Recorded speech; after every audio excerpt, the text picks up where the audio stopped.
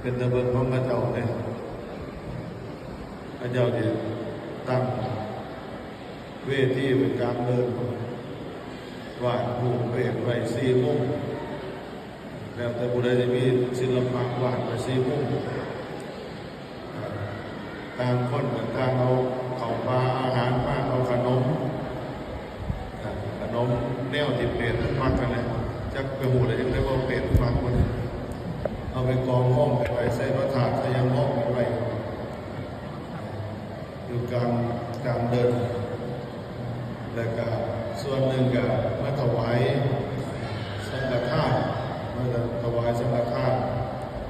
พอเก่าถวายสังฆทานแล้วอยากนำไม้ทานแล้วพระเจ้าก็จะเป็นพิธีอยู่กลางเดินอะไรว่าในสัญญาณแล้วเอาว่าจะลุ่มกันแล้วว่าบอกว่ามากินมาทานยากกันยากเราจะน้องทองกันนี่อันนี้เป็นประเภทนี้ของทางฝั่งใต้ที่ไปเรียนเรื่องเราในวิดูวัดพิชยาเป็นวัดก้อนใต้และเราไม่รู้เราหอดลง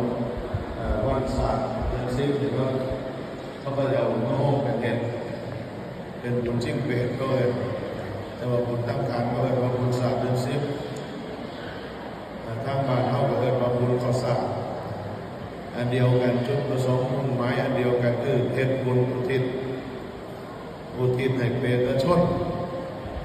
เข้ามาเปรตชนในคนในหมายถึงว่าเปรตนี่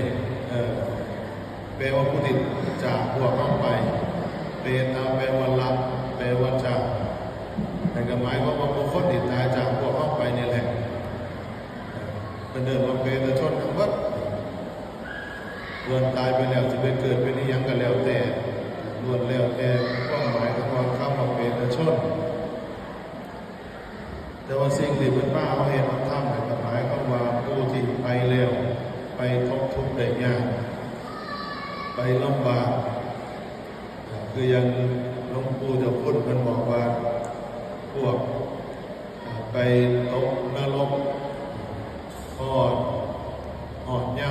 ำเดือนเก่าดับพวกจาย่อมไปบานก็จะเปิดประตูนรกให้พวกที่มีโทษหน่อยมองง่ายๆคือพวกสิวนี้นั่นแหละสิวนี้จะคุกกันให้มารับบุญรับกุศลจากญาติพี่น้องในขณะที่มารับบุญรับกุศลนี่ท่านเป็นญาติพี่น้องผู้อยู่ทั้งหลังหรือว่าผู้ใดก็แล้วแต่ที่เคยมีสัมพันธ์กันเป็นญาติพี่น้องกันแต่จักพบจักชาติมากกับโมโหเฮ็ดบุญในช่วงนี้พวกเปรตชนเหล่านั้นพวกสัตว์นรกเหล่านั้นได้รับรู้รับทราบพร้อมพบกันมาโมทนาในบุญกุศลที่ญาติพี่น้องเฮ็ดให้เพิ่นก็บอกว่าเขาเหล่านั้นจะพ้นจากทุกข์พ้นจากอัตภาพก็เป็นสัตว์นรกพ้นจากอัตภาพก็เป็นเปรตข้อเท็จการเดินเก่าข้อถึงสิ้นเพชรอันนี้คือก็ตีความเชื่อของบ้านเขาเป็นว่าหลังจากเดินไปพวกการโรงพยาบาลพวกการนิรยาบาลใครจะมาปวดมาก่อนแล้วพวกที่ไปตั้งโทษไปต่อกรรมกรที่เราเป็นโรคโทษแต่ว่าการผู้ใดที่บุญยากที่น้องเรียนคนไงกับว่าก็จะได้พ้นจากอัตภาพความทุกข์ยากลำบากเป็นผู้ต้องกับเขาเป็นสูตรตีจองจำอีกตีลงโทษอีกเพราะฉะนั้นเพิ่นก็เลยพาเขาเห็นบุญเพราะฉะนั้นเข้าว่าบุญศาสตร์แล้วแต่ต้นตีแล้วแต่บางหมอกมันมีความเสื่อมแต่ว่าโดยจุดมุ่งหมายก็คืออันเดียวกันคือเห็นบุญอุทิศบุญอุทิศให้ญาติพี่น้องผู้ลาไปแล้วจะอยู่หม่องใดก็ตามศาสตร์ใดก็แล้วแต่อย่างคนไทยเฮาศาสตร์ต่างๆคนจีนก็เรียกว่าศาสตร์จีนก็เห็นบุญอุทิศนี่แหละ